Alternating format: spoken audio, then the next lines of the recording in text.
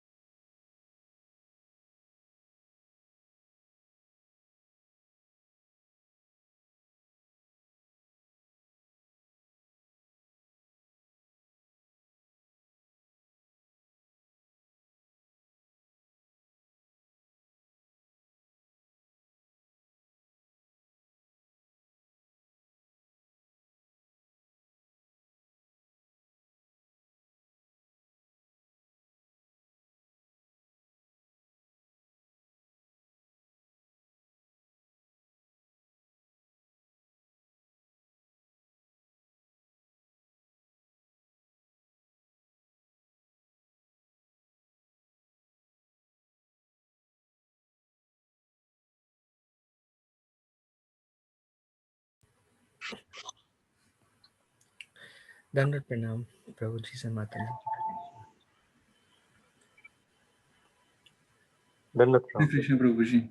Hare Dandat Krishna. Pranam. No Pranam. Hare Krishna Prabhu. Prabhu, Hare Krishna. I was actually Hare Krishna. outside, Dandat Pranam, Prabhu, and got late. And once I came back, I was really hungry, so I just took some prasadam. So please forgive me for the delay.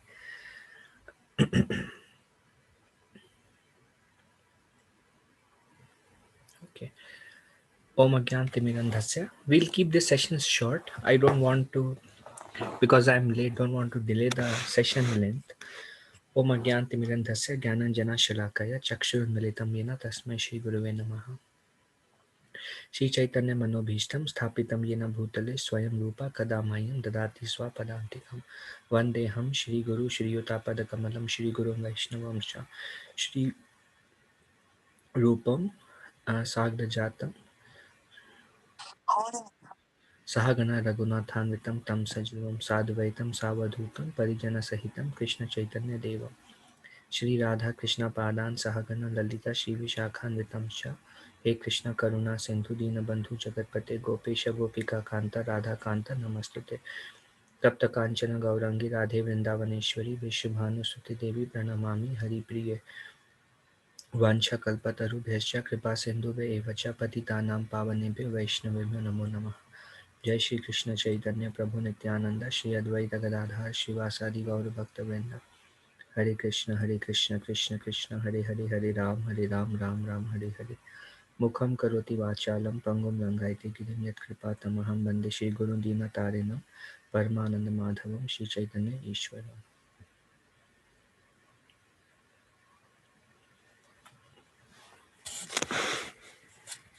Okay, a quick summary. We are discussing about a king. This story comes in Shrimad Bhagavatam 9th canto.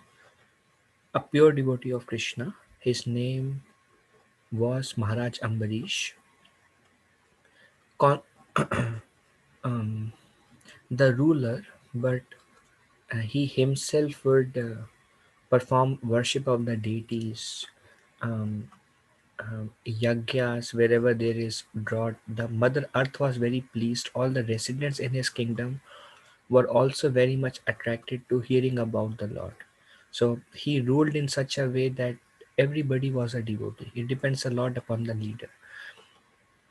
And at one point of time, he, for the benefit of the whole praja, the kingdom, he fasted for 1 year. He performed Ekadashi fast for 1 year. After 1 year, for 3 days, he did not eat or drink anything and worshipped the deities with lot of love and devotion and fed all the brahmanas. and then he was about to honor. And right at that time, thus a sage Durvasa Muni came. So Durvasa Muni is also resident of Vrindavan. This pastime happened in Vrindavan. Durvasa Muni heard that the king is feeding all the brahmanas. So he also came from his ashram and he came to visit Maharaj Ambarish. When Maharaj Ambarish came, when Durvasa Muni came, Maharaj Ambarish served a plate of prasadam to Durvasa Muni, and then Durvasa Muni said, "Well, first let me quickly go and take my bath in Yamuna, and then I will come and honor the prasadam." So he went to take bath. But right at that time, when he was taking bath, it took long time. That time now, Maharaj Ambarish performed 1 year fast for the welfare of citizen. Those who follow Ekadashi, we know that there is a fast breaking time. We have to break in that time in order to get the benefit of Ekadashi. So the time was passing by and only few minutes were remaining. And Durvasa Muni is still taking bath in Yamuna.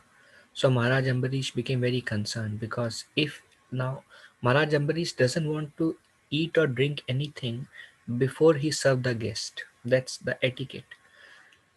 But at the same time, if he does not break the fast, then the citizens will not get benefit. So he prayed to Lord Vishnu for guidance. What should I do? And then he got an inspiration. Well, take some Charnamrit. So when we take Charnamrit, it's breaking the fast. Simultaneously, it's not breaking the fast. It's considered both. So he took in order to break the fast. But at the same time, he did not eat or drink anything because Charnamrit. So Durvasa Muni came back, and Durvasa Muni came to know from his intelligence that Ambarish Maharaj has already drank some Charnamrit without offering me food. So Durvasa Muni became very angry. So now we are starting from there. Here Durvasa Muni is really angry. The hungry Durvasa Muni, his body trembling in anger, his face frowning, spoke to King Ambarish, who stood before him with folded hands. So, this is what happens now. If you really see, there is no need to become angry in this situation. But this is what happens when there is lot of undue expectations and when there is lot of false pride that and there is lot of false ego, then these kinds of get built up, and then a small word somebody says or something small somebody does, immediately anger come, kind of no tolerance because so much is built up. So Durvasa Muni, nothing happened. He just took a drop of Charnamrit, and Durvasa Muni see the anger he exhibited. Um, and see the humility of Maharaj Ambarish. Even though Durvasa Muni was really frowning, angry, Maharaj Ambarish stood before Durvasa Muni with folded hands. I will only read the English. And Durvasa Muni said, "Alas, this man is so cruel." So he is calling Ambarish Maharaj that this man is so cruel. So here aparad is happening. Just see, he can become so puffed up due to his opulence. He has violated the laws of Dharma. He is not a devotee, but he thinks himself as God. So just for drinking Chanamrit, which was not even for his own self, but just for the sake of citizens should get the benefit. He is calling Ambarish Maharaj as he is proud, he is cruel, and he thinks himself as God. This is what false ego does to us. When there is a little bit spark, the false ego inflates and so many words come out. Now, Ambarish Maharaj is celebrated as the most pure king ever. In fact, Mother Earth, we discussed how when the king is pure, Mother Earth give all the produce in abundance. And that's what Mother Earth was doing. Yet, Durvasa Muni is calling him cruel, puffed up, who has broken the laws of Dharma, and who thinks himself to be God. There are three kinds of offenses. There is um, mental offense when we find fault mentally, there is verbal offense when we speak, and there is physical offense. In case of Durvasa Muni, he committed all the three offenses to Maharaj Ambarish. Mentally, he was really upset. Then, verbally, he is calling him proud, cruel, and many other things. And we will see Durvasa Muni tried to kill Maharaj Ambarish also. So, there is also a physical offense there. But this particular verse is a verbal offense. A proud man takes offense. The humble sage can see the hands of Krishna. So when one is humble and something doesn't go right, then he sees a Krishna factor there. Okay, Krishna is trying to humble me, or this is Krishna's arrangement for me. But when a person is proud, then he immediately takes offense. Maharaj Ambarish, you have invited me to eat as a guest, but instead of feeding me, you yourself have eaten first. Because of a misbehavior, I shall show you something to punish you, like really angry, just for drinking a drop of Charnamrit. Harav abhaktasya koto mahad guna. Now, Durvas Muni is a sannyasi.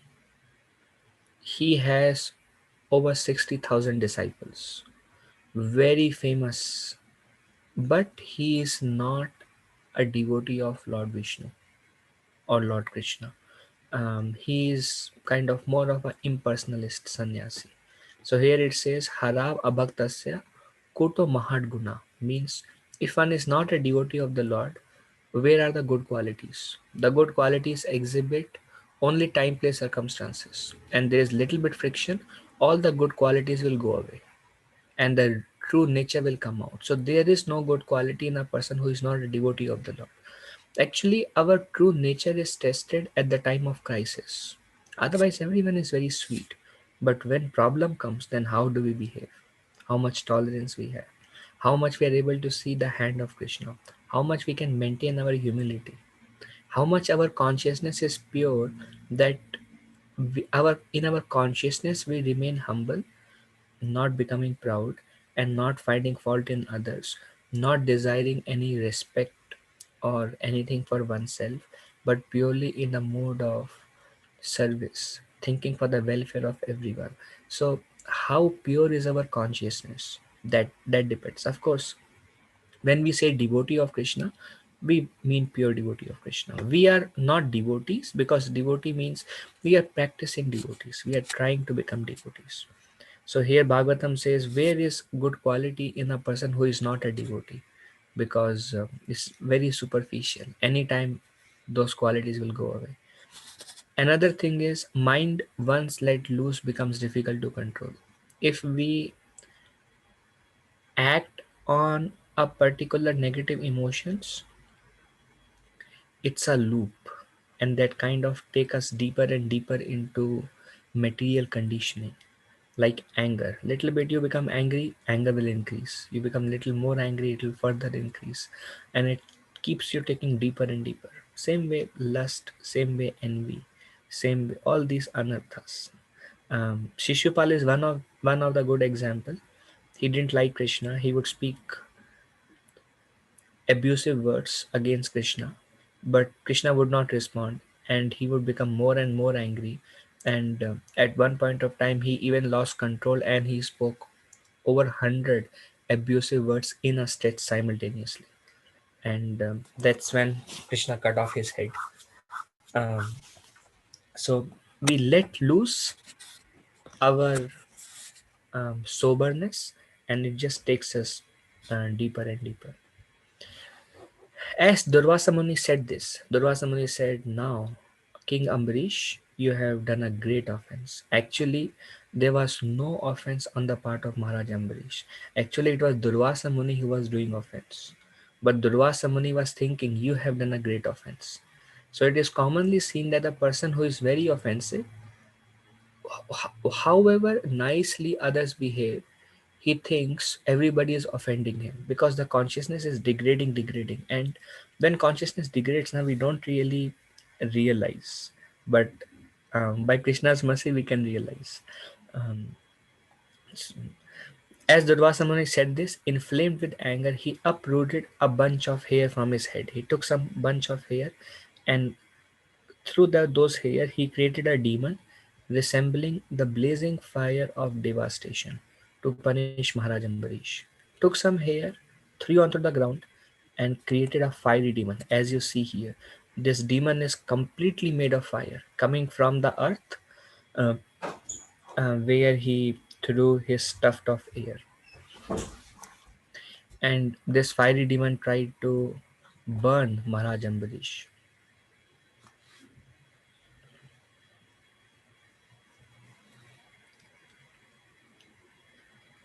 Taking a trident in his hand and making the surface of the earth tremble with his footsteps, that blazing creature came before Maharaj Ambarish. So you see this creature, fiery demon, he has a trident in his hand. Um, but the king, upon seeing him, was not at all disturbed and did not move even slightly from his position. This is actually really difficult situation. Um, um,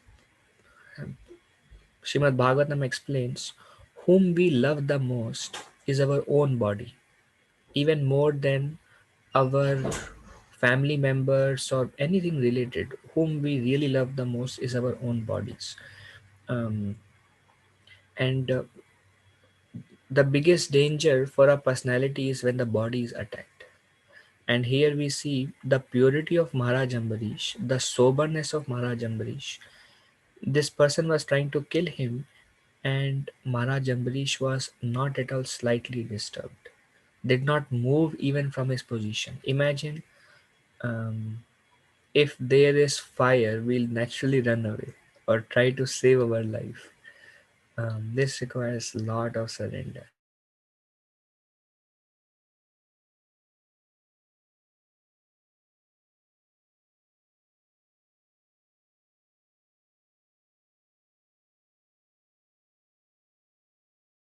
For a Brahmana, I should just tolerate it. Thus, he did not move. Now, this is a great quality of a Vaishnava. He find fault in himself. And Maharaj Ambarish, although Durvasa Muni was completely unreasonable, Maharaj Ambarish was thinking, I have I have made a mistake, and the Brahmana is angry. I must go through the reaction, so I must tolerate. I should not do anything or say anything. So he was so humble that he is finding fault in himself and ready. Now that's how a devotee behaves.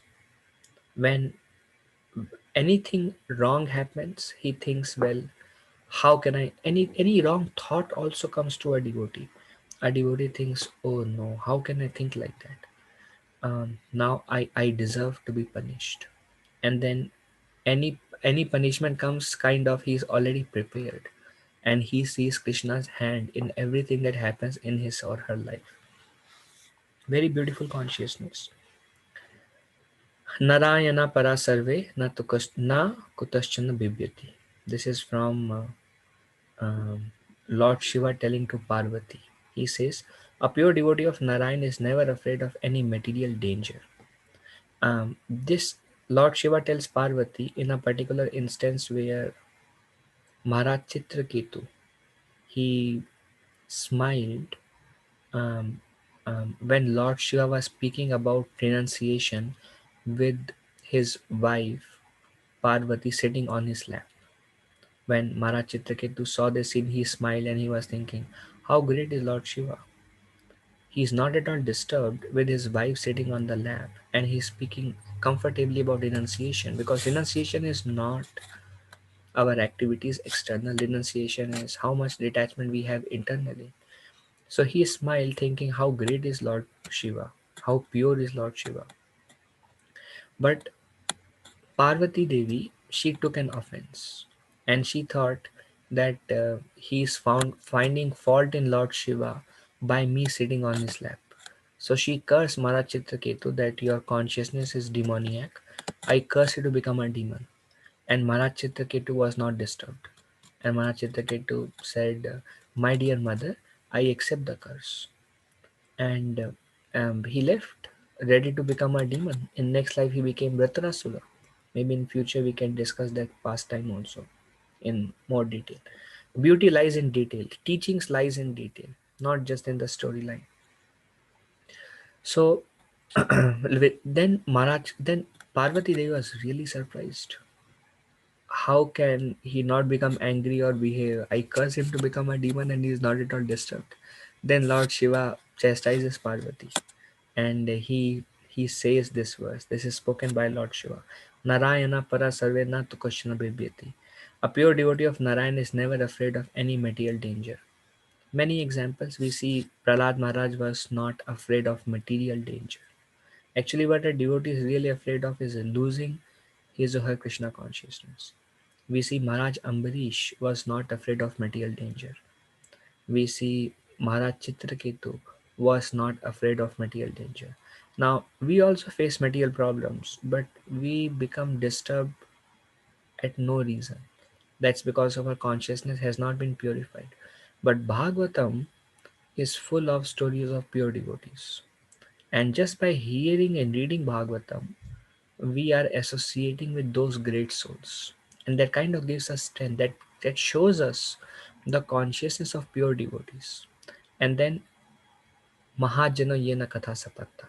Then we try to follow their footsteps. Of course, we cannot follow it, but then we try. And then if Krishna is pleased with us by the process of bhakti, devotional service, hearing and chanting, as our heart becomes purified, this consciousness will emanate from our heart. It will be ours. So pure devotee of Narayan is never afraid of any material danger. There are many examples of devotees such as Prahlad Maharaj, who was tortured by his father but was not at all afraid, although he was only a 5-year-old boy. Therefore, following the example of Ambarish Maharaj and Prahlad Maharaj, a devotee should learn how to tolerate. So here is an instruction from Srila Prabhupada for all of us. A devotee should learn how to tolerate. And something wrong happens,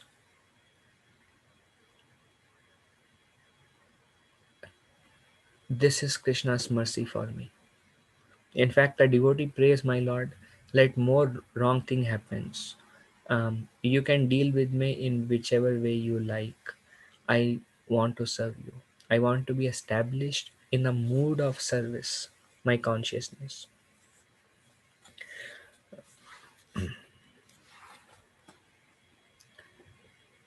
As fire in the forest immediately burns to ashes, an angry snake.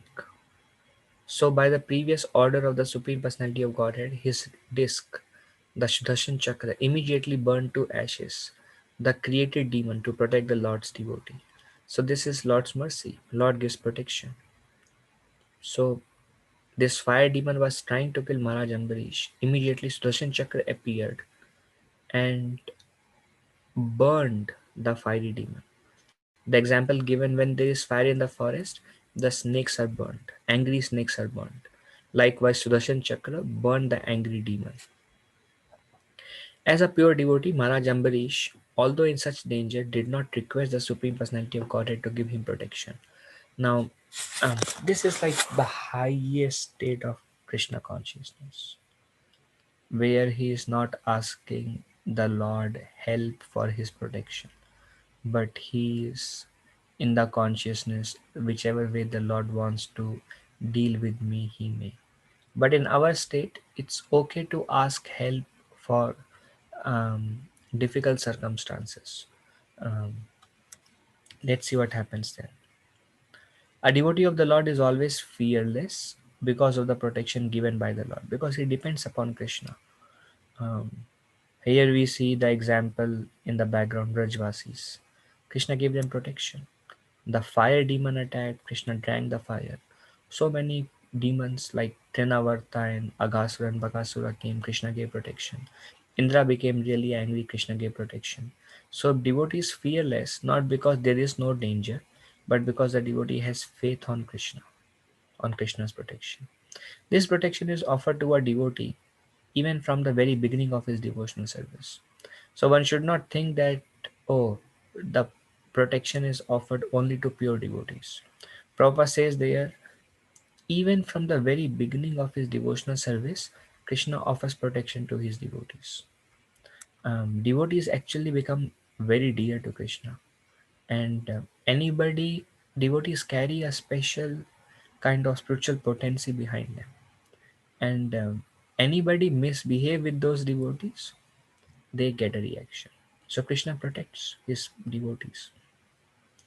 Kaunteya prati janahi name bhakta pranashyati. This is Krishna's promise. Declare it boldly, Arjuna, my devotee never perish. If one simply begins devotional service, he is immediately protected by the Supreme Personality of Godhead. Protection begins immediately. So Prabhupada is really emphasizing. Um, Chitraketu we discussed, Draupadi we discussed. When she was in danger, she called out to Krishna. Krishna formed in front of um, Sadi, infinite Sadi. Bharat Maharaj we discussed.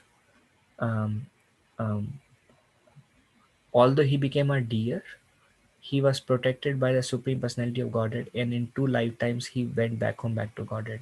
Maharaj Parikshit.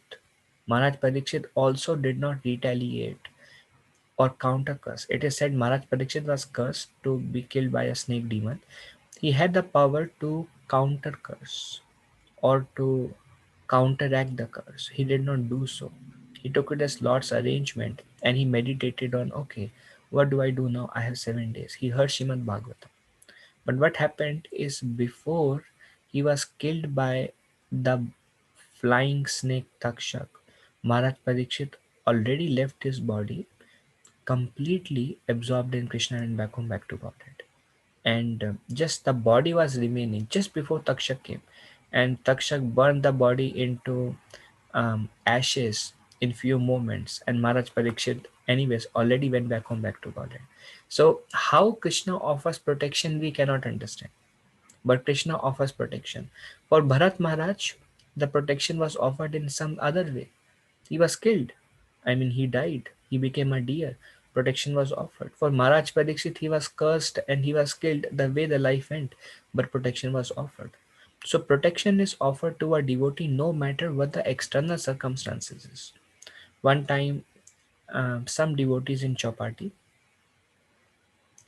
they were flying somewhere, and there was a plane crash, and all the devotees who were going in the flight, their even bodies were not visible. Very kind of heartbreaking news for all the remaining devotees in Chapati. They are like congregation of few thousand devotees led by His Holiness Sadhana Swami Maharaj.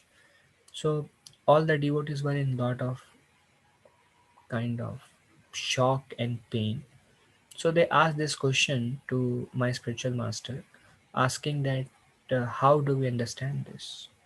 I mean, we see that even materialists who are never Krishna conscious, at the time of death, devotees are sitting around them and praying for them, chanting the holy name, and they have a very auspicious passing away. But here we see that devotees who are thoroughly sincere died in a plane crash. Even the bodies were into many pieces and not visible because fell down from such a great height. So my spiritual master says Krishna offers protection always. Name Bhakta Pranashyati. One should have faith. Right from the very beginning, Krishna offers protection. But the way Krishna offers protection varies in different circumstances. And with our material intelligence, we cannot understand. Because Krishna's offering protection is for the soul. Now, who knows when they were in a flight, when they know that the flight is crashing and they are going to kind of hit the ground and they are going at the force of gravity, who knows what is their consciousness, how much they are Krishna conscious, and who knows how much a person who is surrounded by so many devotees chanting for them, who knows what is his or her consciousness. So really, internally what happens we don't know. And very good example is Bharat Maharaj. Maharaj Chitraketu and everyone, although physically they went through turmoils in their life, apparently, we see from Shivad Bhagavatam, they all went back home, back to Godhead, either in the very same life or in a couple of lives later. But Durvasa Muni had to pay a heavy price. This is what happens when we offend devotees. When we offend devotees, to the extent the devotees advance, to that extent it has a reaction on us. Even what to speak about devotees, we offend anybody outside our Krishna consciousness is impacted. So one should be very careful not to displease. Displeasing others is very unfavorable for our progress in Krishna consciousness. So Durvasa Muni mentally offended, verbally offended, and physically offended. He tried to kill Maharaj Ambarish. What kind of offense is that? And what kind of devotee is Maharaj Ambarish? So Sudarshan Chakra first killed the fiery demon, and then upon seeing that his own attempt had failed, and that the Sudarshan Chakra was moving toward him, Durvasa Muni became very frightened and began to run in all directions to save his life. So Sudarshan Chakra now targeted to kill Durvasa Muni, and Durvasa Muni became really afraid. Now this is a great lesson to learn.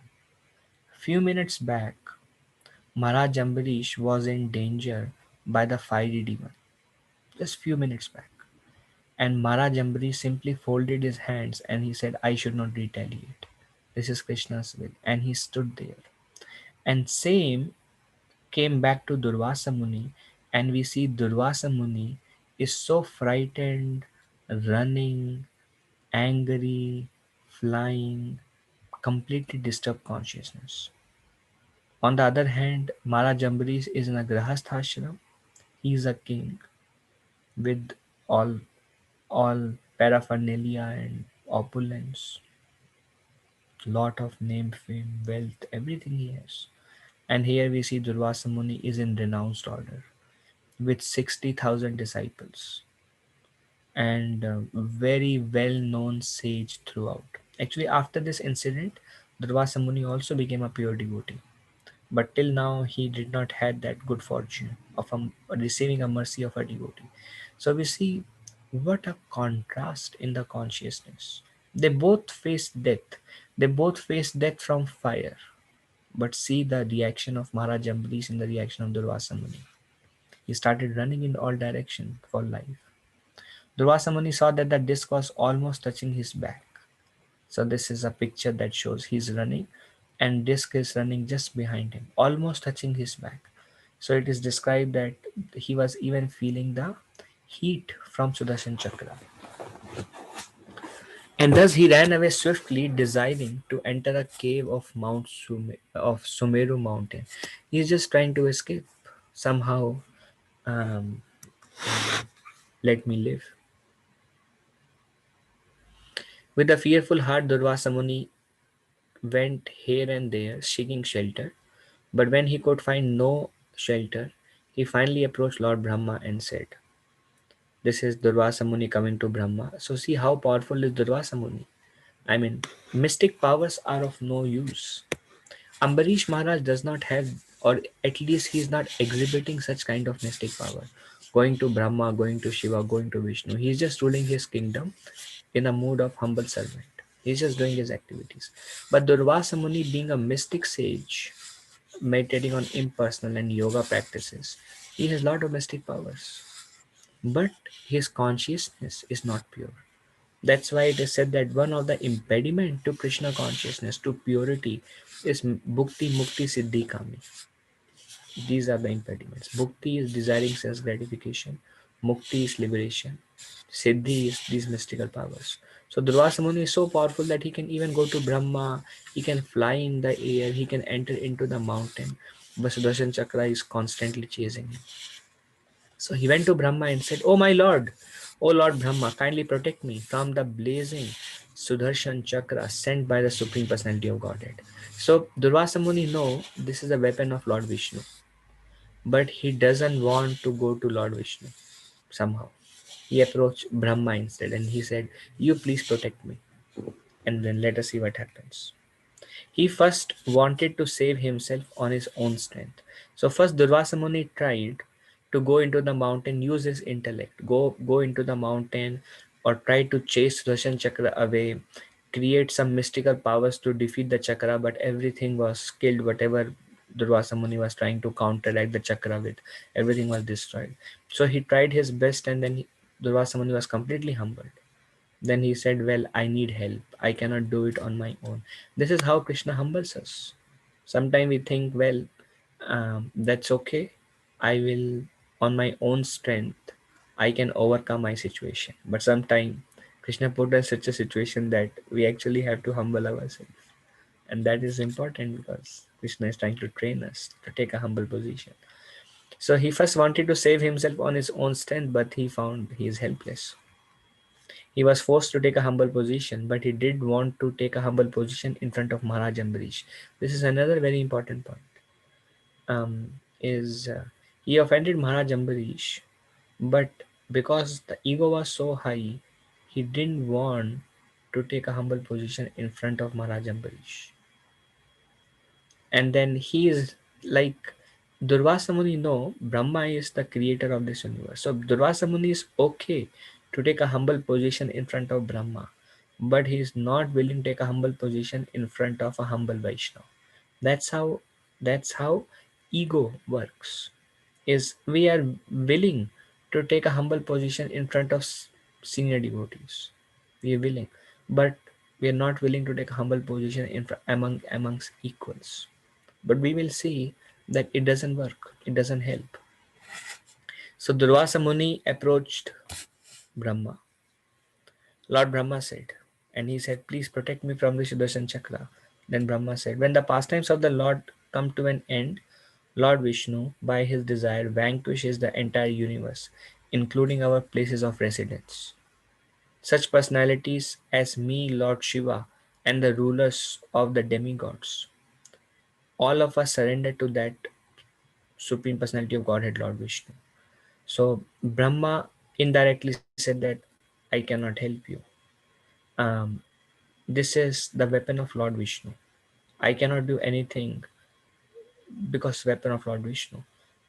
I am destroyed. My planet Brahmalok is destroyed.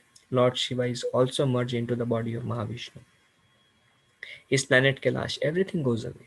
All the demigods, heavenly planets, everything is destroyed when the universe is destroyed. Only Lord Vishnu. This is his chakra, so sorry, can't help you. Then, when Durvasa, who was greatly afflicted by the blazing fire of Sudarshan Chakra, was thus refused by Lord Brahma, he tried to take shelter of Lord Shiva, who was who always resides on his planet known as Kailash.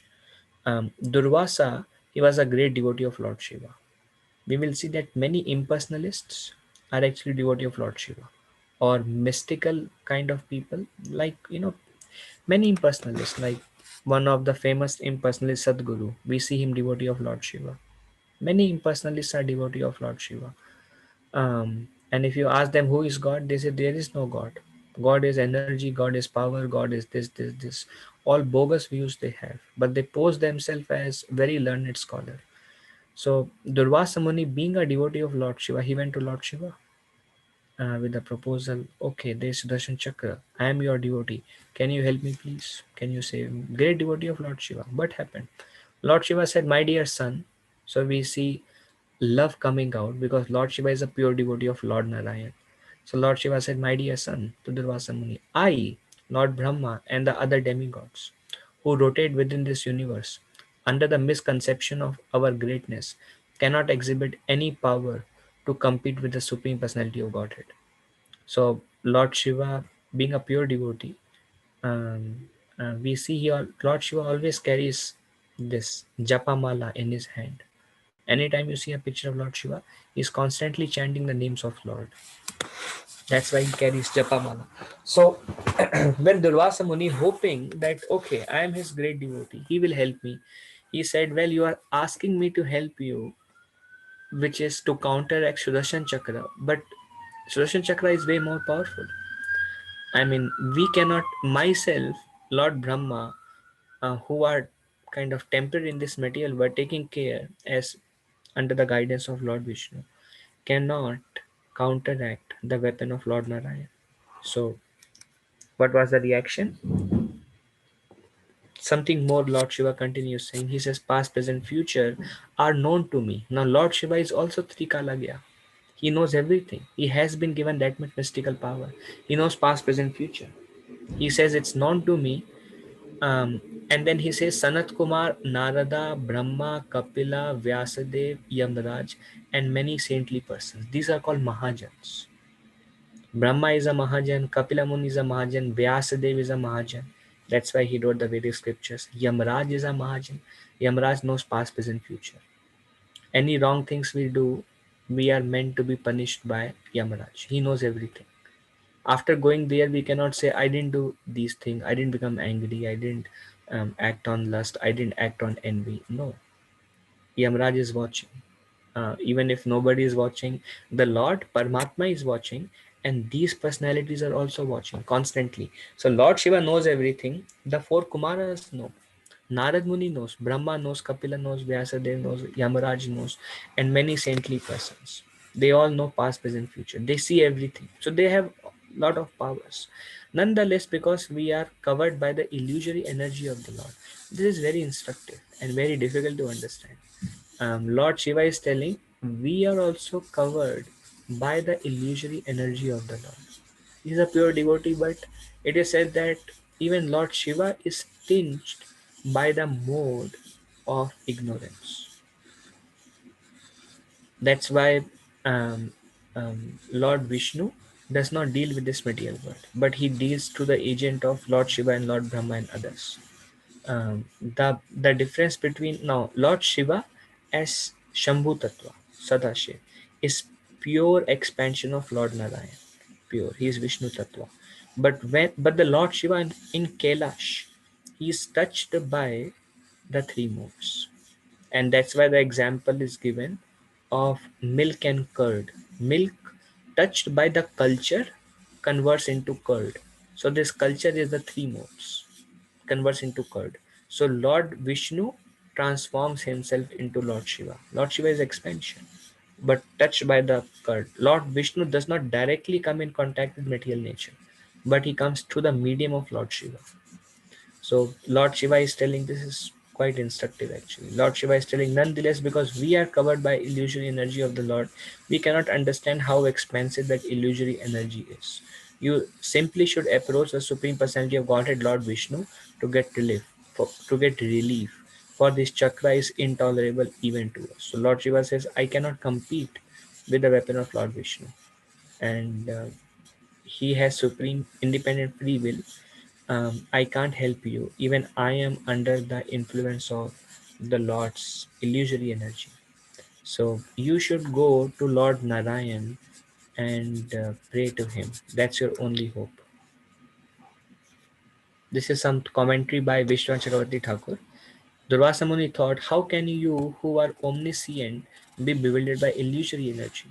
So Durvasa Muni was thinking like this, like how can Lord Shiva, my worshipful Lord, say that he is also bewildered by illusory energy? Durvasa Muni was disappointed. Oh Shiva, my pride in my power has gone to hell. No one, not even Brahma, can save me. I had the hope that Shiva, my deity, would protect me. That has been a failure. So Durvasa Muni was very proud of his mystical powers. These mystical powers are received through Lord Shiva. So he was very proud that okay, Brahma could not save me, certainly Lord Shiva. But when he was dejected by Lord Shiva, he kind of became very humbled. He understood that okay, there is something that I was not aware.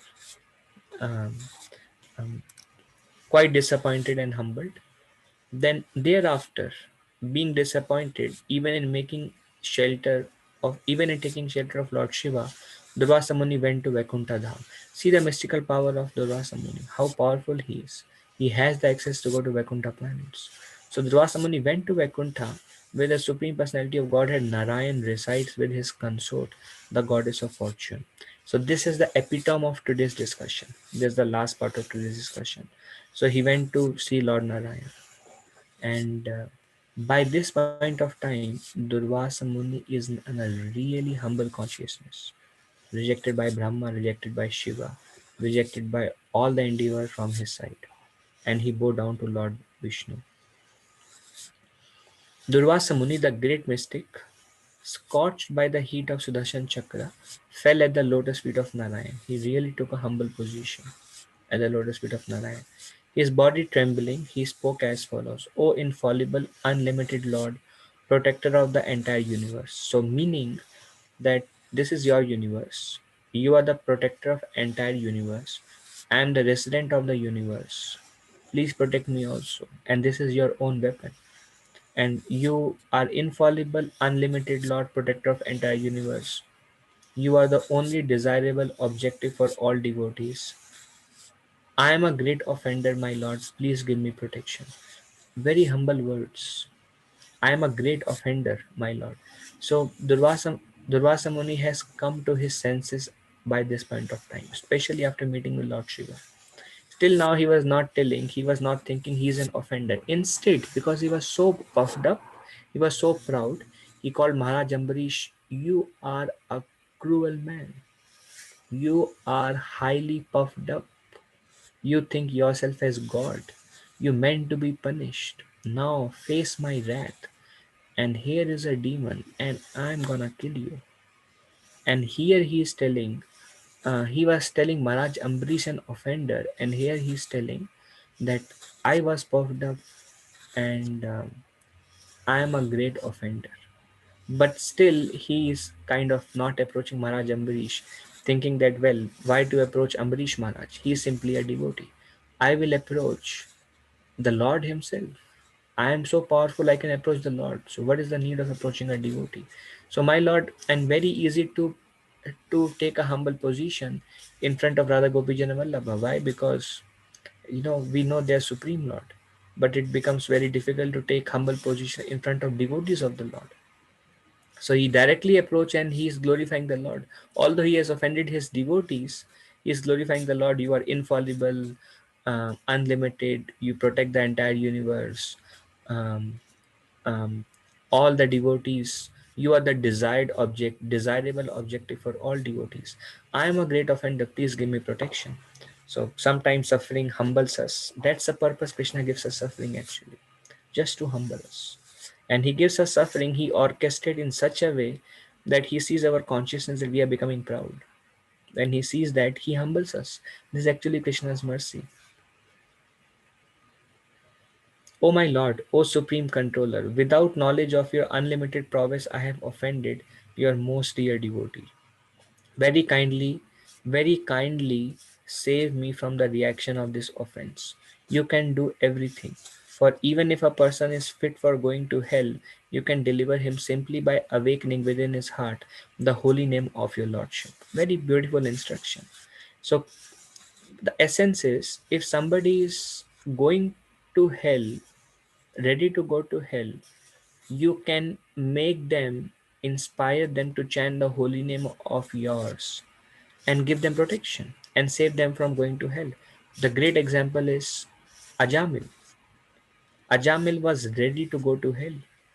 What was the sinful activity that he did not commit? Ready to go to hell today. But then Lord inspired him, call out Narayana. Although in the form of his son, but he chanted name of Narayan. That was Lord's inspiration because he was a devotee at some point of time. Kaunter prati janahi name bhakta pranashyati. um, Even if it is said, um, if one performs neha bikrama nasosti pratyavayana vidyate swalpam apiyasya dharmasya trayate mahato bhayat. If you render swalpa, a little devotional service onto Supreme Personality of Godhead Lord Krishna, it will protect you from greatest danger. Although Ajamil deviated, Lord Vishnu and Lord Krishna are very grateful persons. So they remembered all that Ajamil has done, all the service he has rendered to his spiritual master. So although he was ready to go to hell for his activities, Lord gave him the intelligence. He chanted name of Narayan and he was saved from going to hell. So Durvasa Muni quoting, remembering that pastime and many other pastimes that happen in this direction. He says, you can do everything, for even if a person is fit for going to hell, So the indication here, even if a person is fit to going to hell, means I am fit to go to hell because I have offended your great devotee.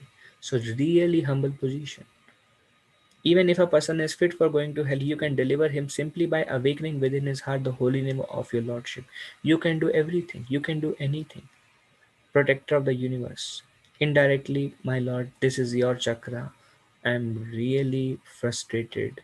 I'm getting burnt. I fall at your lotus feet. Please help me. O Supreme Controller, everything is in your control. So help me. Shri Bhagwan Uvacha Aham Bhakta Paradhino. Now, this is the epitome verse of this discussion, where Lord Vishnu is telling Aham Bhakta Paradhino means I am, means Vishnu is telling actually I am not the supreme controller. My devotees are supreme controller. They hold the power. I don't. So he says Aham Bhakta Paradhino. I am dependent on the will of my devotees. So Vishnu surrenders to his devotees. I Aswatantra Iva Dvija. O Brahmana, I have no independence. So here Durvasa Muni, who is a Brahmana, he is telling you are supremely independent, please protect me. And he is telling, well, I have no independence. Sadhu Bhir Grasta Hridayo, my heart is controlled by my pure devotees. Bhakter Bhakta Janapriya. Those who are devotees of my devotees are very dear to me.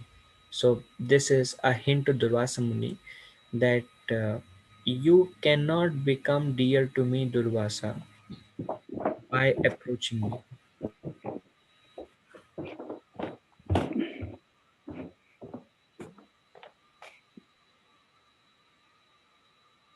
Okay.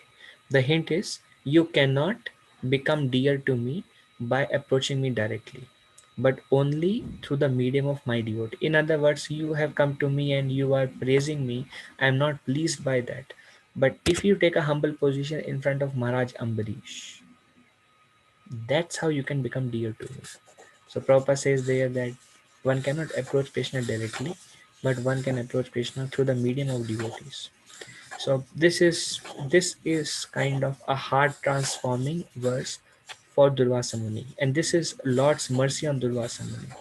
When the Lord is merciful, when the person really takes a humble position, the Lord direct him towards his devotees. That's the key. That is mercy of the Lord. Very good example, similar example is in one of the pastimes of Sri Chaitanya Mahaprabhu. There was a devotee of Lord Chaitanya. His name was Shivas Thakur. He was offended by um, a envious person whose name was Gopal Chapala, and um, Gopal Chapala kind of defamed and criticized in many ways Shivas Thakur. So Gopal Chapala was cursed. Because of that, the reaction came to him. He contracted leprosy. Leprosy means his whole body was oozing out blood, and kind of insects were coming out from his body. And the whole village, they kind of outcasted Gopal Chapala. And Gopal Chapala was living alone, suffering severely on the bank of Ganges. And then he has heard Sri Chaitanya Mahaprabhu, Supreme Personality of Godhead. When Lord Chaitanya was going to take his bath in the Ganges, Gopal Chapla humbled himself in front of Lord Chaitanya. He said, "You are the Supreme Personality of Godhead, I have heard. Please show me your mercy." And but he was not really humble from his heart. So Sri Chaitanya Mahaprabhu told him, "My mercy? My mercy is that you suffer in this leprosy condition for millions of births, birth after birth, and let your suffering keep on increasing. This is my mercy for you." Because Mahaprabhu was really upset that how can you offend my devotee? And this Gopal Chapra kept on suffering, suffering, intense suffering. And then Mahaprabhu left. Many, many years later, after many years of suffering, Gopal Chapala actually became very humbled. He was feeling in his heart that I have offended a great devotee, Shivas Thakur. How can I do like this? See what happens when we offend a devotee now? We don't really see the greatness of the personality or we don't really see that there is a mistake on my side, because the false ego is very high at that point of time, and we think I have done the right thing. So this Gopal Chapla, when he first met Lord Chaitanya, Mahaprabhu could see in the heart of Gopal Chapla, he has not taken a humble position. He has not realized his mistake. He is speaking just because he doesn't want to suffer, but he is not in a repentant mood really. But when after many years he came back, suffering makes one humble. So sometimes Krishna puts us in suffering just to give us an understanding what is right, what is wrong. It takes time for that understanding to come. So when Sri Chaitanya Mahaprabhu saw him after many years, Gopal Chapla was still suffering, but he was in a really humble position at this point of time, just like Durvasa Muni.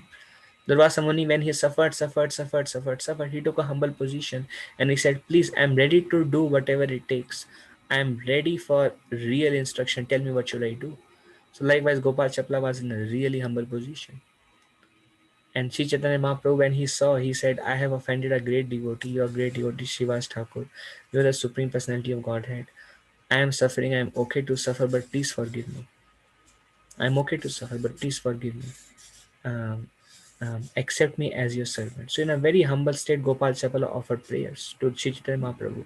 Mahaprabhu, sitting in the heart of Gopal Chapala, saw the sincerity in that. Then Sri Chaitanya Mahaprabhu told him that you go and beg forgiveness from Srivas Thakur. Just one line.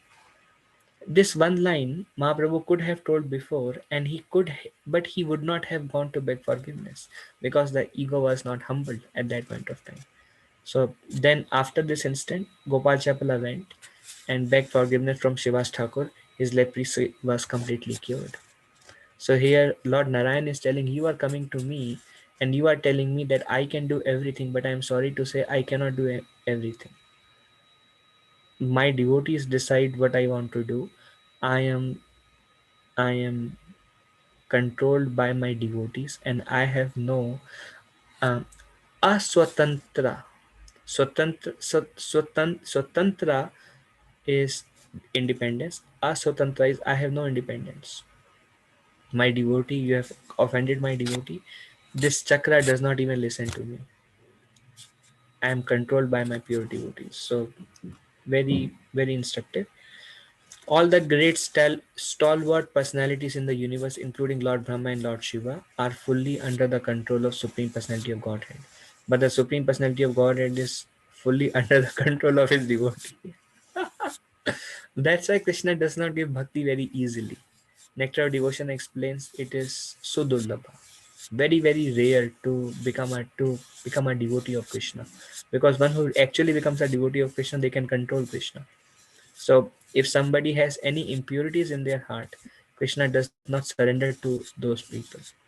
So uh, Prabhupada is telling Lord Brahma and Lord Shiva, they are fully under the control of Lord Narayan, Supreme Lord, and Lord Narayan is under the control of his devotees. So Prabhupada says in this way, the position of pure devotees is even greater than Lord Brahma and Lord Shiva. Why is this? Because a devotee is Anya Bhilashita Shunya. Why the devotee is so powerful? Because he doesn't want anything other than service to Krishna. Pure devotees. Anya Abhilashita Shunya. This is pure devotional service. Abhilash means desire. Anya Abhilash means any other desire. Shunya means I have no other desire. I have no other desire other than serving the Lord. Like Srila Prabhupada, life and soul dedicated to serving the spiritual master, even at the cost of risk of his own life. Let me serve my spiritual master. And I see in pure devotees, I see that in my spiritual master, fully dedicated to Srila Prabhupada, no matter what happens, full surrender. And Krishna is purchased by those qualities of pure devotion. And um, even Brahma and Shiva are under the control of the Supreme Lord, and Supreme Lord comes under the control of these pure devotees.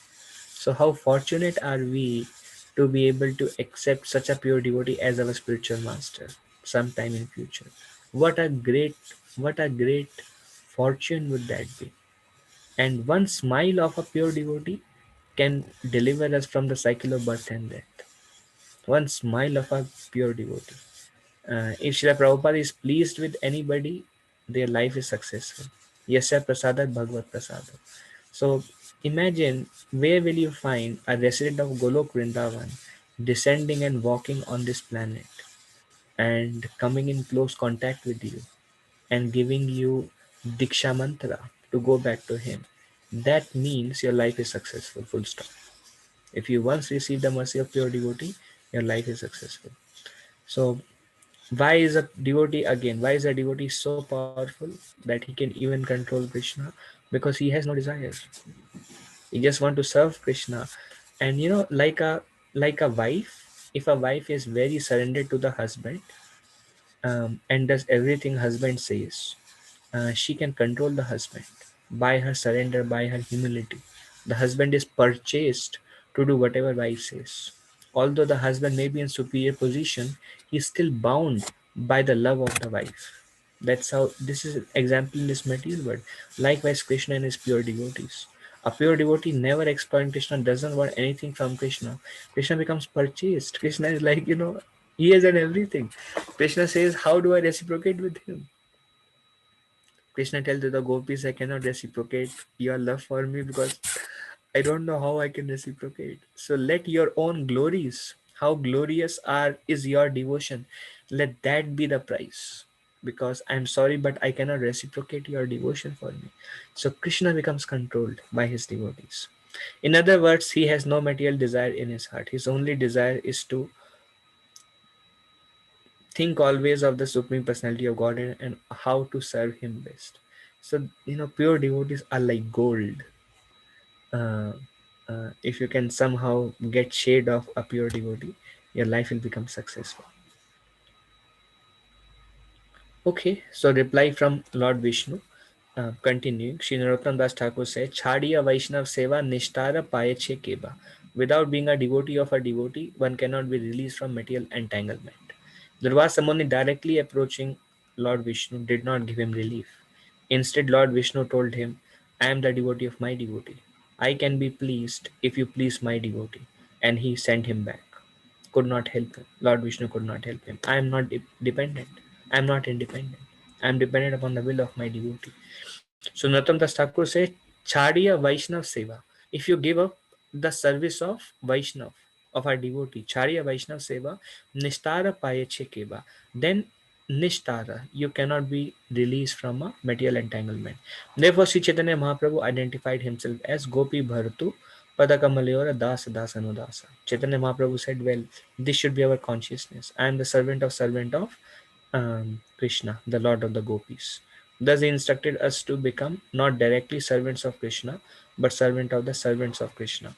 Basically, what that means is accepting a spiritual master.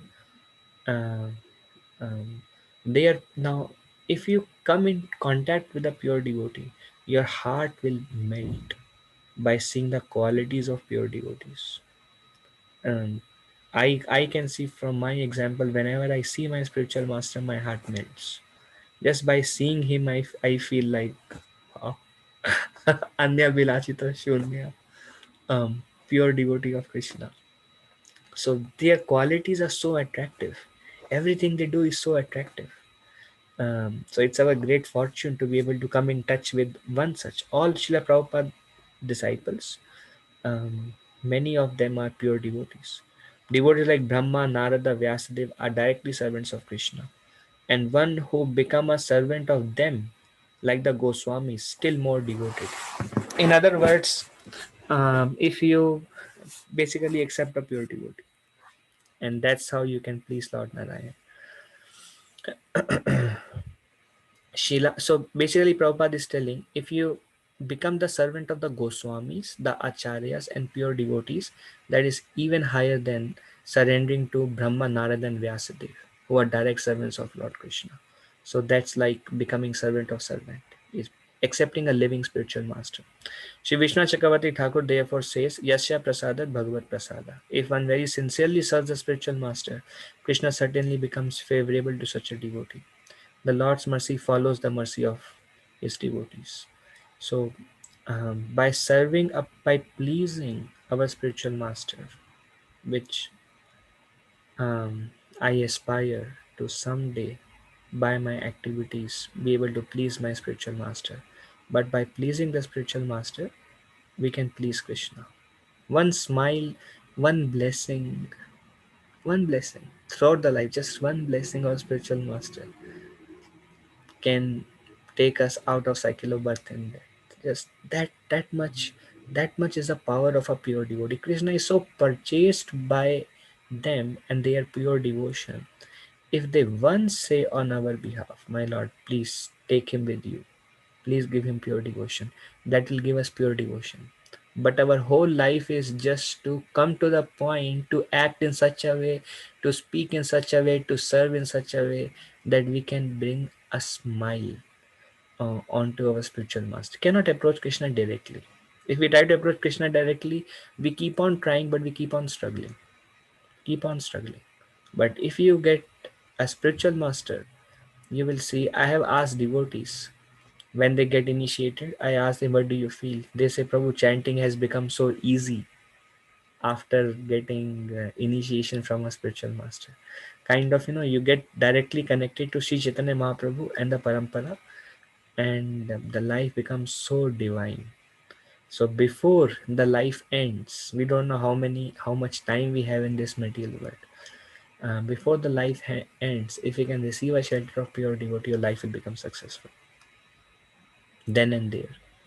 Since pure devotees gave up their homes, wives, children, relatives, riches, and even their lives simply to serve me without any desire for material improvement in this life or in the next life, how can I give up such devotees at any time? So Lord Vishnu is telling to Durvasa Muni, they have surrendered everything for my sake.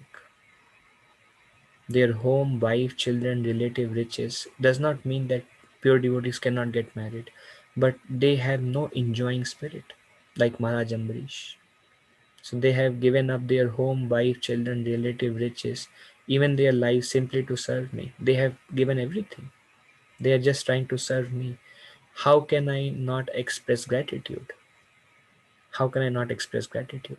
If somebody comes to you and say, I am your servant, I don't want anything. I will just do whatever you say throughout my life. Now, if someone takes shelter of you, naturally meant to give them protection. So, the pure devotees who have given up everything and sole shelter of the Supreme Personality of Godhead, how can the Lord not reciprocate? He is the one who is most soft hearted. When Putana offered little bit milk, he gave him the position of mother. Then, how can he not reciprocate? With devotees who gave up everything just for the sake of serving the Lord, without any desire for material improvement in this life. They don't want anything, and in the next life. So how can I give up such devotee at any time? So Lord Vishnu is telling me, I'm sorry, but there is no point in approaching me. For 1 year you have taken, come all the way suffering. But it is my gratitude to Maharaj Ambarish for what he has done for me. Did Maharaj Ambarish give up his home wife? This we discussed. Durvasa gave up everything. This is such a contrast. Durvasa may think, I give up everything. I don't have wife and children and riches and everything.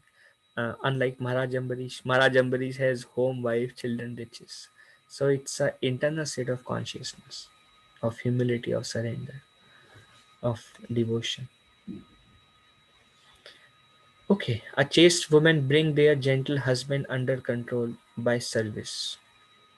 The pure devotees who are equal to everyone and completely attached to me in the core of the heart bring me under their full control. Okay, so that's the last slide we covered today. Oh, there are three slides, so let us try to maybe just I will just read them through and we'll finish this series. One more session is not required. Just like a chaste woman bring gentle husband under control by their service, something we discussed just now. Pure devotees who are equal to everyone, completely attached to me in the core of their heart, bring me under their full control. Because they have so much pure love for me, I become controlled by them. Vishnu Chakravarti Thakur says, the heart of Lord Vishnu, he is expressing the heart of Lord Vishnu, that I am hard to control by Brahmavadis like you, Durvasa, but I am controlled by my pure devotees. That's the essence. Just reading the English, those fully engaged in my service automatically achieve four kinds of liberation. They don't even desire these as they are so satisfied in seva. Where is the question of other things that are finished in course of time? Um, Lord Vishnu is telling to Durvasa Muni that there are four kind of Vaishnav liberation. Shalokya is having the same planet as the Lord. Samipya is becoming one of the associate of the Lord. Sarupya is having a similar form, and Shasti is having the same opulence of the Lord. So, my pure devotees, they don't even want to come back to me, back to Godhead, become my associate. They don't want anything from me. They are rendering service to me, but they don't want anything because they are so satisfied serving me. Their only desire is, my Lord, wherever I am, let me keep serving you. The pure devotees are always within the core of my heart, and I am always in the heart of my pure devotees.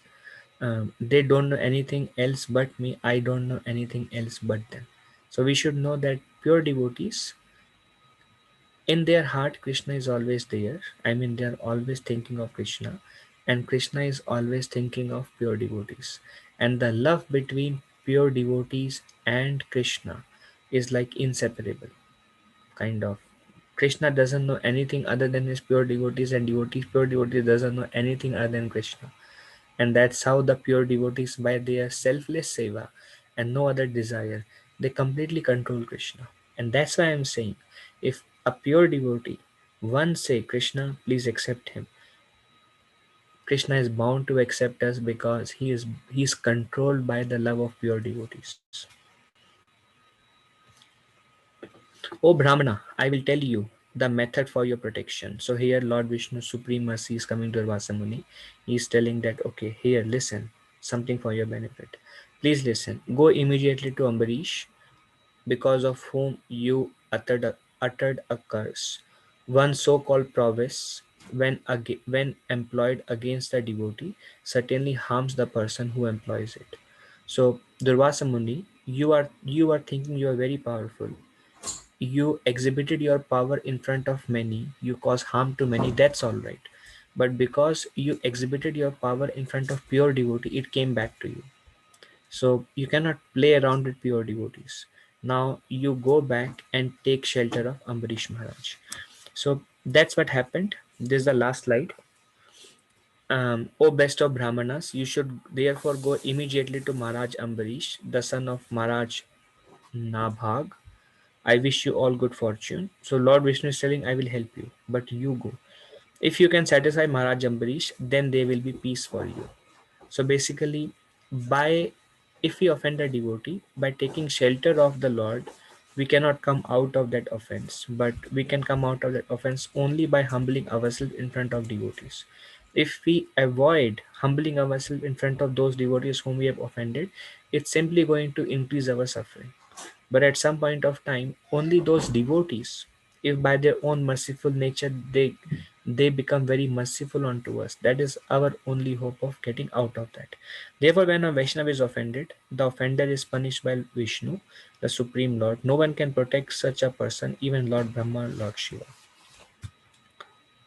Okay, and then that's the end of the seminar. After this, um, exactly that's what Maharaj Ambarish understood the position of, I mean, Durvasa Muni understood position of Maharaj Ambarish. He went to Maharaj Ambarish, bore down.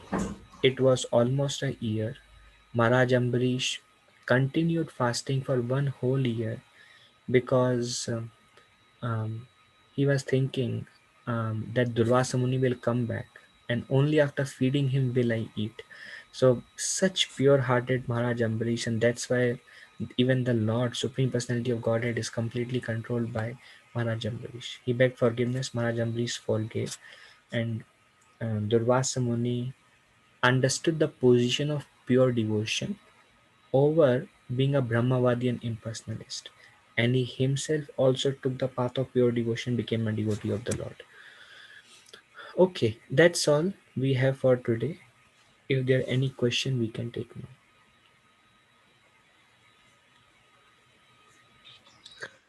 Prabhuji, here Ambarish Maharaj was not having anything ill will against the Durvas Muni, right? Yes.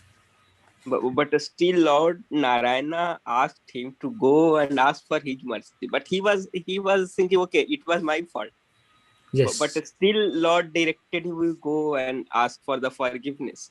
But Yes. he was not thinking Durvas Muni has done any mistake. So Yes. So it is said, Prabhu, that when we offend a devotee, even if the devotee does not take an offense, the Lord takes an offense.